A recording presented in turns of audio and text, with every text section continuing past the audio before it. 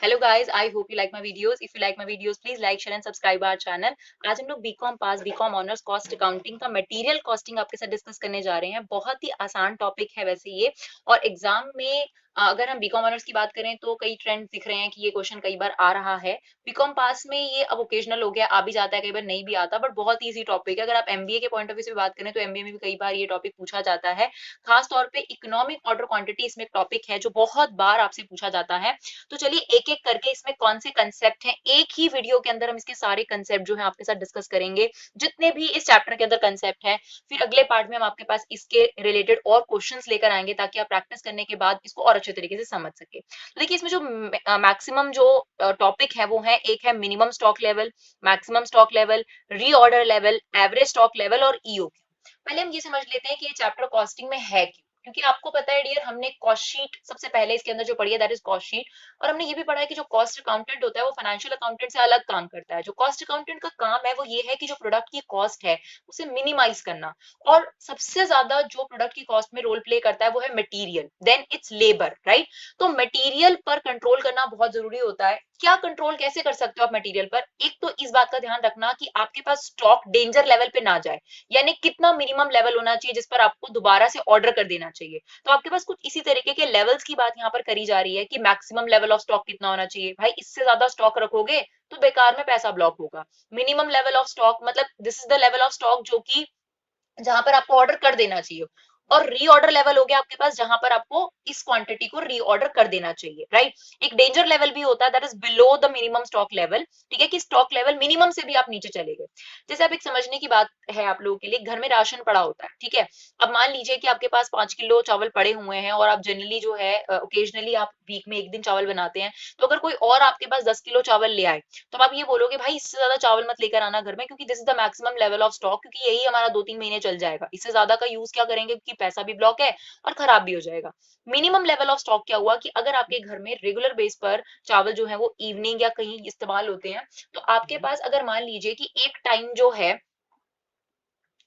तो आपके पास एक मिनिमम लेवल भी होगा। फॉर एग्जांपल अगर आप हर हफ्ते एक टाइम जो है हर दिन चावल बनाते हैं और अगर आपके पास सिर्फ 1 गिलास चावल पड़ा है तो वो डेंजर लेवल होता है। लेकिन अगर आपके पास 1-2 किलो चावल पड़े हुए हैं तो वो मिनिमम लेवल है। मतलब मिनिमम लेवल है कि आपको इतना डरने वाली बात नहीं है, लेकिन बाजार से मार्केट से ले आना चाहिए, ये आपको पता लग जाता है।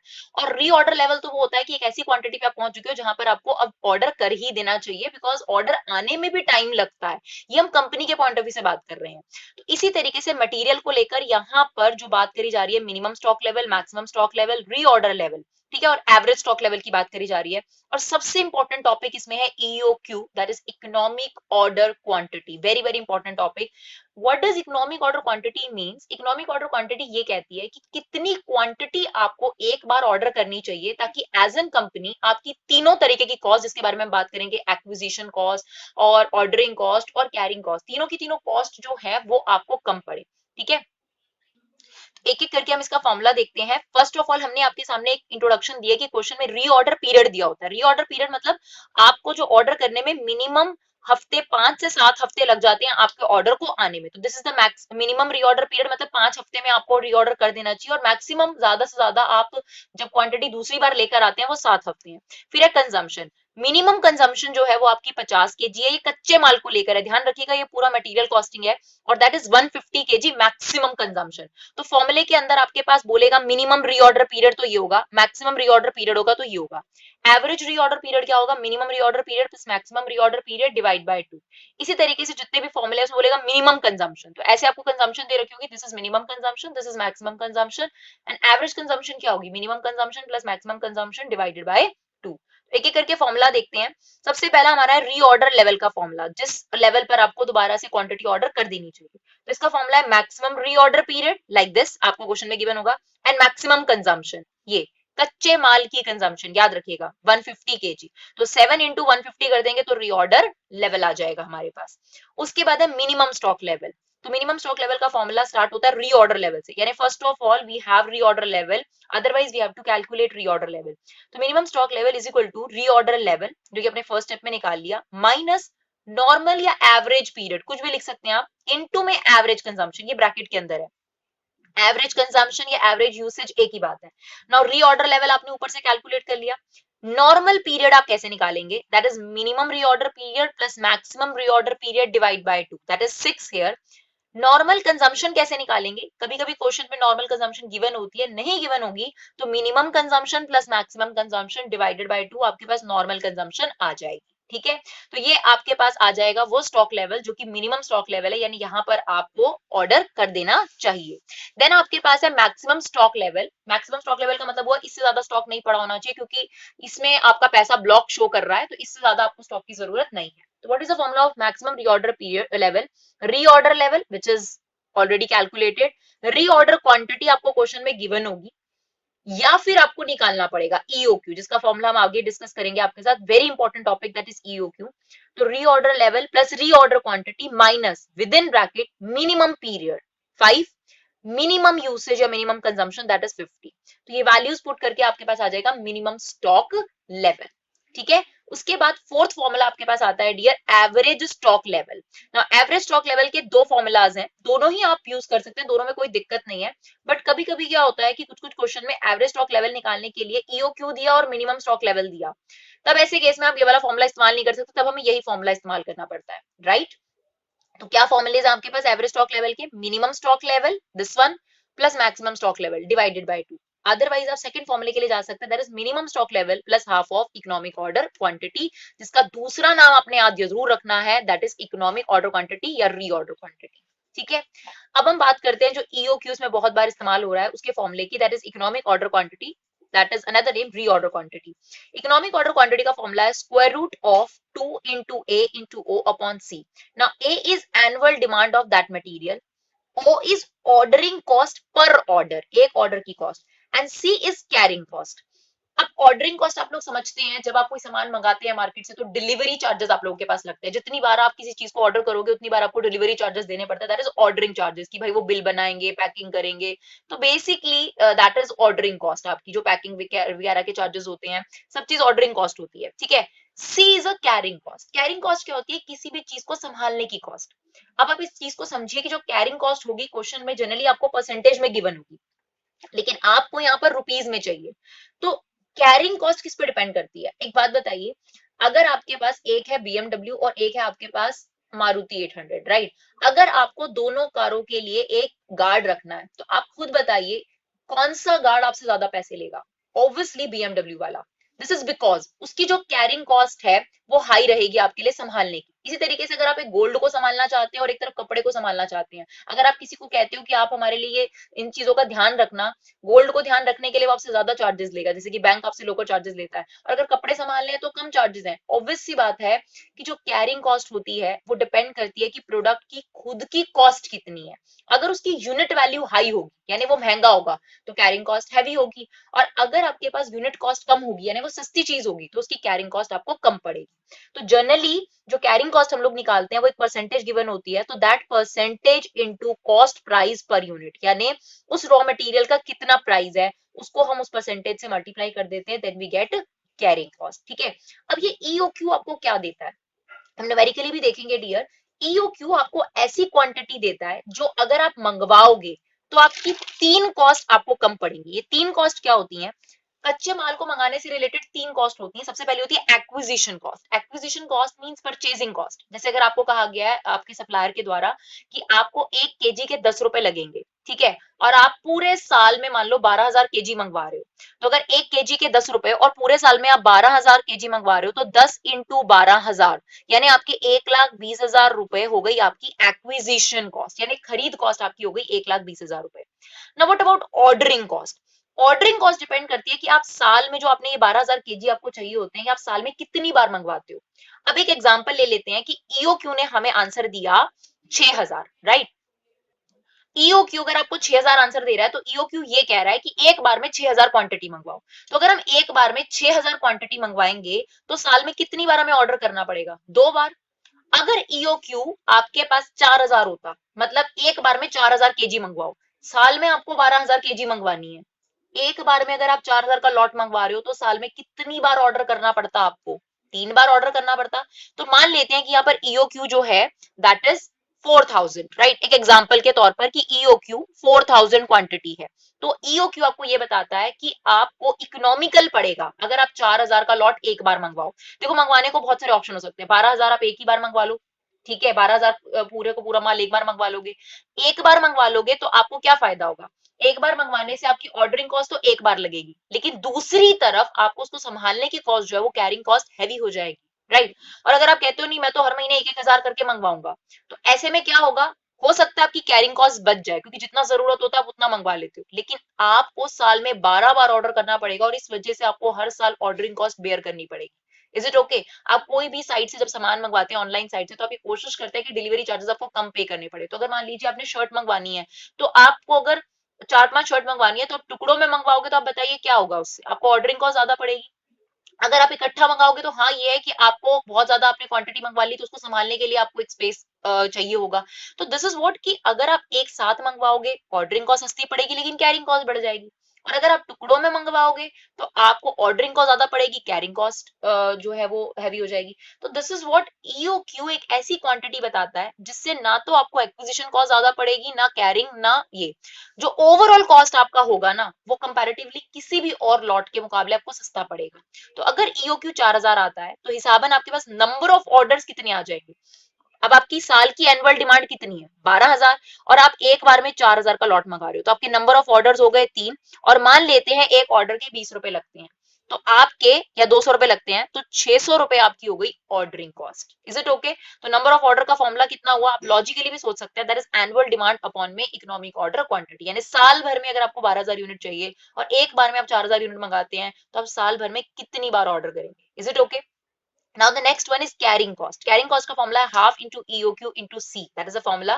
तो half EOQ हमने कितना लिया, 4000। कैरिंग कॉस्ट पहले हमें रुपए में निकालना पड़ेगा। मान लीजिए आपको कैरिंग कॉस्ट दे रखा है 10%, राइट। कैरिंग कॉस्ट आपको दे रखा है 10%।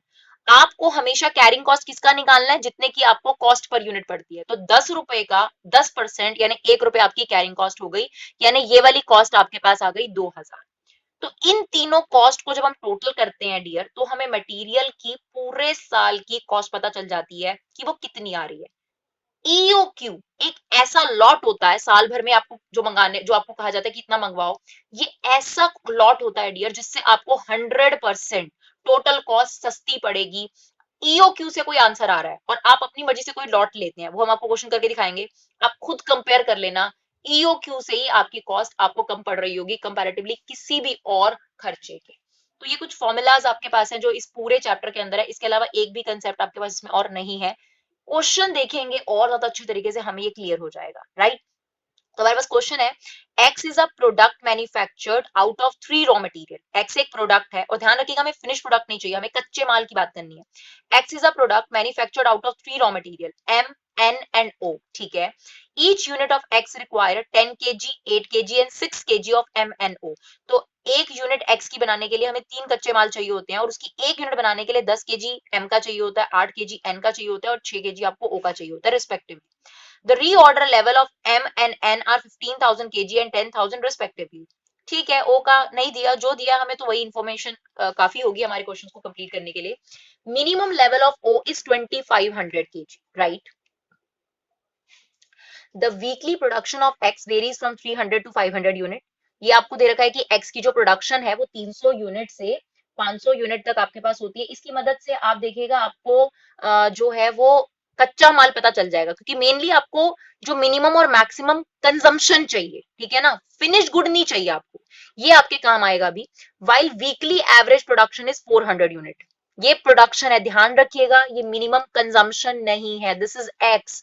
और हमें यहाँ रॉ मटेरियल की बात करनी है, इस बात को आपने ध्यान रखना है। बहुत ही अच्छा क्वेश्चन हमने लिया है, आपके एग्जाम में ऑलरेडी आ चुका है। रीऑर्डर क्वांटिटी एम ऑन और ओ की दे रखी है, क्वांटिटी मींस कच्चा माल, ठीक है ना, केजी में आपको दे रखा है, तो this is for the raw material definitely. Minimum आपको वीक्स दे रखे हैं 2, और क्या कहते हैं एवरेज वीक्स भी दे रखा है, मैक्सिमम वीक भी दे रखा है एम का। इसका भी रीऑर्डर मिनिमम और मैक्सिमम दे दिया, ओ का भी मिनिमम और मैक्सिमम भी दे दिया, और एवरेज रीऑर्डर पीरियड भी दे दिया। अब काफी अच्छा क्वेश्चन है, इसमें 3 रॉ मटेरियल है, इसलिए उसने सबका मिनिमम मैक्सिमम एवरेज नहीं पूछा, किसी का मिनिमम पूछ लिया, किसी का मैक्सिमम पूछ लिया, किसी का रीऑर्डर पूछ लिया। तो सबसे पहले बात करते हैं minimum stock level of M की। तो minimum stock level of M का पहले हम फॉर्मूला लिखेंगे कि मिनिमम स्टॉक लेवल का क्या फॉर्मूला होता है, राइट? तो minimum stock level of M, that is reorder level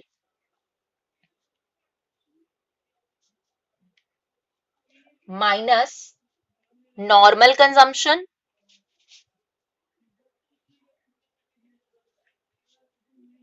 into normal reorder period. अब बहुत ध्यान से इन चीजों को देखना है। आप देखिए सबसे पहले रीऑर्डर लेवल एम का आपको दे रखा था, reorder level of M and N R 50,000 and 10,000, तो हमें रीऑर्डर लेवल एम का मिल गया 15,000, राइट? अब बात आती है नॉर्मल कंजम्पशन की। तो आपको नॉर्मल कंजम्पशन नहीं दे रखी, आपको यहां पर ये दे रखा था कि नॉर्मल प्रोडक्शन 400 यूनिट होती है। तो अगर नॉर्मल प्रोडक्शन 400 यूनिट है और एक यूनिट बनाने के लिए एम की आपको कितनी केजी चाहिए होती है, ध्यान से देखिएगा। एम एन ओ का आपके पास क्या क्या है, तो एन की कितनी केजी चाहिए होती है आपको, 10 केजी। तो एक्स की एक यूनिट बनाने के लिए अगर 10 केजी चाहिए तो 400 यूनिट बनाने के लिए आपको कितना केजी चाहिए, 4000 KG. That is the normal consumption. KG हमें क्वांटिटी चाहिए, हमें फिनिश गुड नहीं चाहिए। इनटू नॉर्मल रीऑर्डर पीरियड, ये एम के रीऑर्डर पीरियड दे रखे थे मिनिमम, नॉर्मल मतलब एवरेज और मैक्सिमम, हमें क्या चाहिए, नॉर्मल। तो ये हो गया आपके पास 3, ये आपके पास हो गया 15,000 माइनस 12,000, तो मिनिमम लेवल आपके पास आ गया 3,000 केजी। तो this is your first part, minimum stock level of M. Second हमसे क्या पूछा गया है, maximum stock level of N, maximum stock level of N. Now अब हमें मैक्सिमम स्टॉक लेवल का फॉर्मूला लिखना है, that is reorder level, reorder level plus reorder quantity, हम शॉर्ट फॉर्म लिख रहे हैं, आप लोग नहीं लिखेंगे, minus maximum consumption, sorry minimum reorder period into minimum consumption. अब रीऑर्डर लेवल आपको एन का गिवन था, the reorder level of M is 15,000 and N is 10,000 rupees, right? तो यहाँ पे हमने रीऑर्डर लेवल की जगह डाल दिया 10,000। रीऑर्डर क्वांटिटी की अगर बात करें तो तीनों की रीऑर्डर क्वांटिटी आपको गिवन है, आपको एन की चाहिए तो ये हमने लिख दी 15,000 minus minimum reorder period, N का मिनिमम रीऑर्डर पीरियड है 4, मैक्सिमम है 6, एवरेज है ये, तो मिनिमम रीऑर्डर पीरियड हो गया हमारे पास 4। अब बात आती है मिनिमम कंजम्पशन की, तो उसे ध्यान से हमने करना है। ये देखिए, ये जो आपको दे रखा है ना 300, 400, 500, ये है मिनिमम आउटपुट, आउटपुट है ये है एवरेज आउटपुट और ये है मैक्सिमम आउटपुट, ठीक है? अब हमें क्या करना है, हमें एन का कच्चा माल निकालना है, वो भी मिनिमम कंजम्पशन। तो आपके पास यहां था कि एन 8 केजी इस्तेमाल होता है एक यूनिट के लिए, तो 300 मिनिमम आउटपुट है, ठीक है? तो मिनिमम कंजम्पशन कितनी हो जाएगी, 300 इंटू में 8, right? 300 into 8 that is 2400, okay? तो ये आपके पास हो गया 25,000 माइनस 9600, राइट? तो ये आपके पास आ जाएगा 15,400 केजी। तो this is what your maximum stock level. अब हम बात करते हैं reorder level of O, third part, reorder level of O. बहुत सिंपल सा फॉर्मूला होता है इसका, मैक्सिमम यूसेज यानी मैक्सिमम कंजम्पशन, मैक्सिमम यूसेज यानी maximum consumption into maximum reorder period. O का मैक्सिमम रीऑर्डर पीरियड कितना है आपके पास, देखिए 5, राइट? और मैक्सिमम यूसेज निकालने के लिए, ओ की मैक्सिमम यूसेज निकालने के लिए ये मैक्सिमम आउटपुट है, और ओ की एक यूनिट, सॉरी एक्स की एक यूनिट बनाने के लिए आप ओ 6 केजी इस्तेमाल करते हो, तो 500 के लिए कितना हो जाएगा, ठीक है? तो ये 500 इंटू 6, 3000, तो ये कितना आ गया आपके पास, 15,000 केजी। समझिएगा प्लीज, ये आउटपुट गिवन है, ये कच्चे माल की आपको क्वांटिटी नहीं गिवन, ये गिवन था 300 यूनिट आप मिनिमम बनाते हो, 400 नॉर्मली आप बना लेते हो, 500 मैक्सिमम यूनिट बनाते हो एक्स की। हमें कच्चा माल चाहिए पूरे लेवल्स के अंदर, कहीं पर भी ऐसा नहीं है कि हमें आपके पास जो है वो फिनिश गुड चाहिए होगा, हमें रॉ मटेरियल की क्वांटिटी चाहिए। फिर उसने कहा एवरेज स्टॉक लेवल निकालो एम का।